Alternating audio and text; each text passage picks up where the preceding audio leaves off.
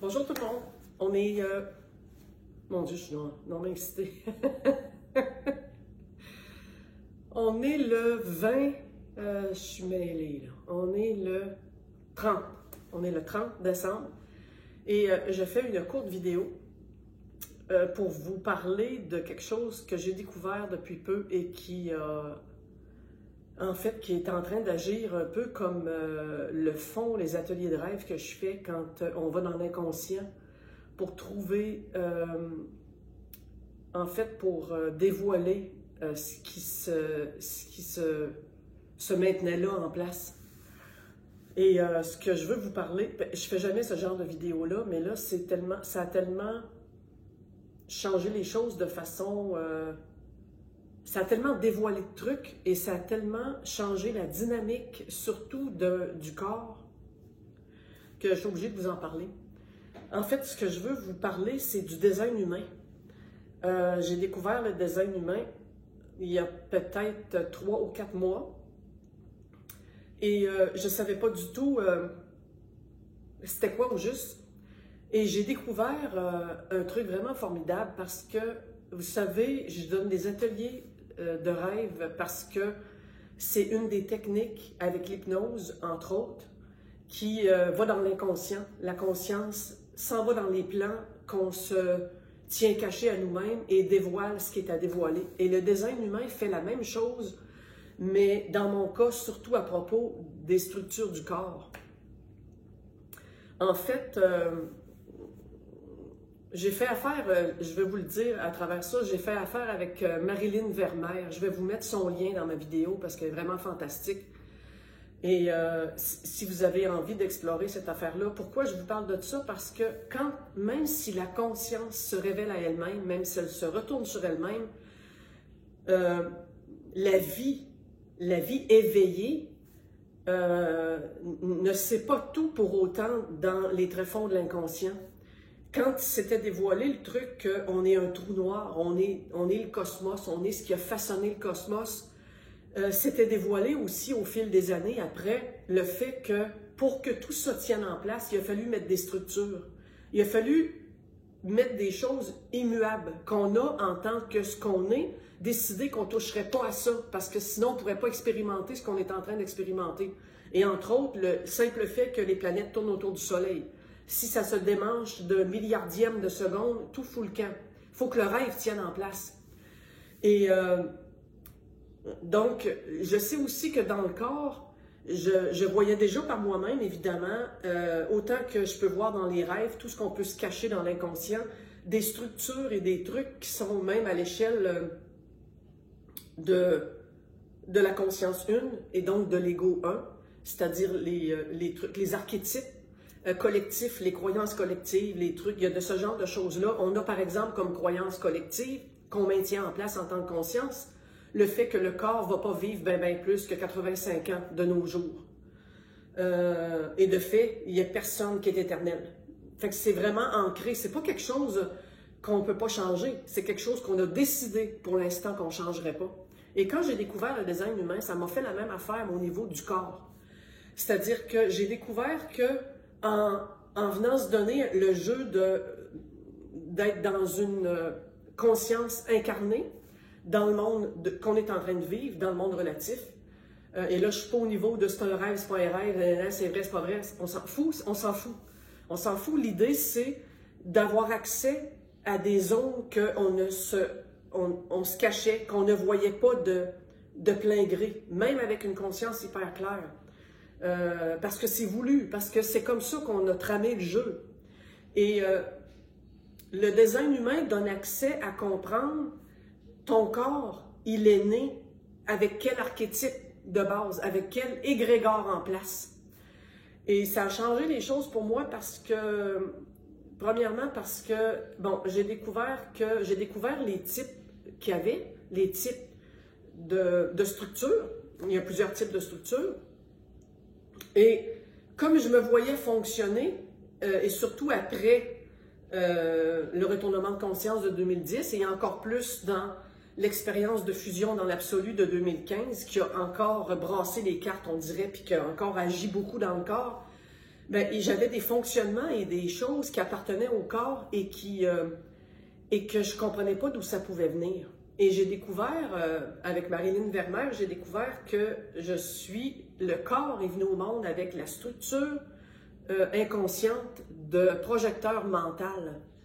Et quand j'ai vu ça et que j'ai compris c'était quoi en suivant une formation avec elle, en mettant les choses en pratique, en fait, ce qui est génial, c'est que le fait de savoir ça et d'étudier, c'est même pas de l'étude, c'est le fait de se laisser révéler, ça signifie quoi, le type qu'on est, qu'est-ce qui se passe dans le corps, met en action un dévoilement au niveau corporel, au niveau de la cellule, au niveau de la conscience corporelle, qui enfin est reconnue.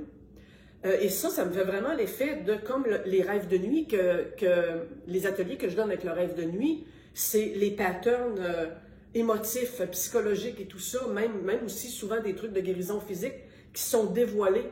Et quand quelque chose est dévoilé et qu'on fait « wow », c'est impossible de le remettre en question.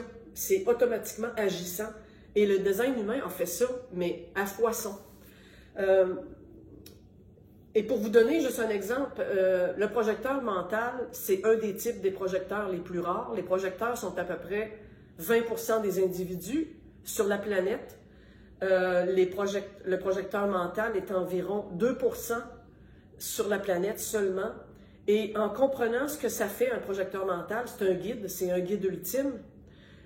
J'ai reconnu un tas de trucs qui se passaient tout seul en moi et pour lesquels, avant de comprendre tout ça, mais là je recule aux années 2011-2012, quand les révélations ont commencé à se mettre en place, après le basculement de conscience en 2010, quand les choses ont commencé à se dévoiler, quand la capacité de transmission s'est mise aussi de la partie, je me suis souvent tapé sur la tête là, quand je voyais les pensées revenir parce que ça me disait « Où c'est que tu prends ça? Tu t'inventes des histoires, peut-être que tu es en train de fourvoyer les gens, peut-être que si. » Mais pourtant, j'étais obligée de me rendre compte qu'il n'y avait aucune volonté personnelle dans ce qui se passait, même si je ne comprenais pas. J'ai mis du temps à reconnaître des trucs qui étaient pourtant propres au projecteur mental et qui étaient aussi, surtout propres, parce que là, après ça, il y a plein de petites variantes qui sont ultra importantes et qui vont jouer dans comment le corps manifeste sa vie dans sa conscience corporelle. Et là, ben, je suis 6-2. Le 6 est le modèle. C'est le modèle qui va guider les gens. Et après, il y a les portes, il y a des canaux, il y a toutes sortes de trucs. Et dans les portes, j'ai découvert que j'avais les portes principales pour défaire le chaos, pour voir à travers les autres, voir à travers les systèmes, voir à travers les organismes, voir à travers n'importe quoi et laisser s'éclairer le truc et plein de choses après ça se révèlent, ça sait, ça voit et j'ai même ce qu'il faut au niveau de la gorge comme canal pour le dévoiler de façon claire et précise. Et ça, vous êtes hyper nombreux à me dire « c'est tellement clair tout ce que tu expliques ». Mais j'y suis pas pour grand-chose en fait. Et tout ça était là, tout ça s'installait depuis 2010, encore plus que jamais. Et je viens, il y a à peine 3 mois, de faire « OK, c'est en grande partie aussi grâce à ça, parce qu'il n'y a pas de volition personnelle là-dedans. Le petit personnage qui croit qu'il y a des capacités X, Y, Z et qui s'enfle l'ego, ou au contraire, qui se tape sa tête en disant « je suis nul », ben ça n'existe pas ni d'un sens ni de l'autre. Il y a ce qui est. That's it. Il y a ce qui est, et quand on voit ce qui est et qu'on le laisse se dévoiler, se révéler tout seul, ben ça défait plein de trucs. La particularité, on va dire, que je pourrais qualifier un peu de difficile pour le projecteur mental, c'est que, comme c'est un type qui envoie ses énergies, on va dire son aura, là, si je veux mettre un mot un peu New Age, mais bon, qui envoie ses énergies dans les autres personnes, à son insu, hein, je veux dire, j'ai tout le temps fait ça toute ma vie, là, parce que je sais. Et dans les systèmes, dans les trucs, comme l'organisme est fait comme ça, énergétiquement parlant, il n'y a rien à l'intérieur du corps qui fabrique sa propre énergie, contrairement au générateur, par exemple. De sorte que le projecteur va trouver son énergie dans la qualité de l'environnement et dans la qualité des personnes qui l'entourent. parce qu'il va puiser, il va augmenter l'énergie d'un générateur, par exemple, et il va se nourrir de cette énergie-là pour s'en faire à lui-même. On comprend bien à ce moment-là que si je vis avec un homme qui me bat, qui fait du mal, que c'est un idiot, que ça n'a pas de sens, qui est rempli de plein de problèmes psychologiques, ben c'est de ça que je vais me nourrir. Fait que là, j'ai compris aussi l'importance, puis comment je connais des gens pour lesquels ce serait crucial, primordial et essentiel de laisser se révéler ça pour faire OK. Parce qu'après ça, on dirait que les choses se mettent en place toutes seules. Les changements arrivent d'eux-mêmes. La structure consciente du corps est reconnue. C'est comme si les cellules venaient cogner à la porte, toc, toc, toc, puis dire « Enfin, tu reconnais comment je fonctionne. Tu n'as jamais été pour rien dans ce fonctionnement-là. Tu reconnais ce que je suis. » Et là, on peut l'honorer. J'ai toujours eu besoin de faire une sieste. Pas tous les jours, mais il y a des périodes où, si c'est plus intense, je vais avoir besoin de faire une sieste. Si je suis avec un groupe pendant un satsang pendant quelques heures, si je ne fais pas attention, comme je vais aller chercher toute l'énergie du satsang pour mesurer ce qui se passe et guider dans ce qui est en train de jouer au niveau du groupe et au niveau personnel aussi, dépendant des personnes avec lesquelles je parle et que j'interagis, bien après, je peux être épuisée si je ne fais pas attention. Et ça a toujours été présent et ça s'est très, très, très modéré tout seul après que j'ai été mise au courant de tout ça, après que j'ai compris. Ce dévoilement-là fait que tu honores ce que tu es parce que c'est ce qui est. Tu vois que tu n'as jamais été pour rien, ni dans ce qui pourrait être appelé les forces, ni dans ce qui pourrait être appelé les faiblesses. Le reste, s'approprier ou pas des affaires, dans le caractère, dans ce qu'on est, dans la personnalité, c'est des histoires, puis c'est des histoires qu'on croit. Et quand en plus, on voit les histoires qu'on a pu mener à propos du fait que finalement, c'était juste un fonctionnement corporel qui demande à être reconnu, ben c'est méga, là. Je veux dire, et là, je me suis dit, si les gens ont un cadeau à se faire dans l'année, c'est bien de contacter Marilyn Vermeer. Je vous conseillais, il y en a d'autres, là, mais j'ai vraiment aimé beaucoup son approche, puis cette personne-là, cette fille-là est pas du tout avare de son temps d'explication. Elle est généreuse et puis elle est sympathique. Fait que j'ai bien aimé travailler avec elle et je pense que je vais continuer éventuellement de cheminer là-dedans avec elle selon puis au besoin parce que je me rends compte à quel point l'inconscient personnel, l'inconscient collectif peut se jouer des tours. Je le vois dans le domaine du rêve, comment c'est infini. Fait que je pense que dans ce domaine-là, c'est infini aussi. Là, je suis en train de lire à propos de chacune des portes. Je reconnais des patterns corporels, des trucs qui se passent et qui sont même au niveau aussi, qui peuvent apparaître au niveau psychologique parce que c'est entremêlé. Puis tu fais, OK, ça c'est... Alors des fois, les gens vont me dire, OK, la conscience s'est retournée, je me suis reconnue, il y a telle affaire, mais je suis pris avec... Il me semble qu'il y a plein de trucs quand même. J'ai de la misère. Des fois, on dirait que ça veut même se réidentifier. Ben, fouille dans l'inconscient. Et outre l'atelier de rêve que je donne ou faire des séances d'hypnose, ce qui n'est pas donné à tout le monde non plus. Il y en a qui ont peur de faire ça tout seul, puis ils n'ont pas ce qu'il faut pour le faire avec quelqu'un autour d'eux autres. Ou bon, ben, ça, là, connaître comment le corps, c'est quoi sa conscience corporelle propre, comment il a été mis au monde, pour faire quoi en plus, parce que là, moi, quand j'ai vu que j'étais projecteur mental, puis c'est le guide ultime, ben je vois bien là, que toute ma vie, c'est ça, puis que ça, chaque personne a un rôle, chaque personne a un...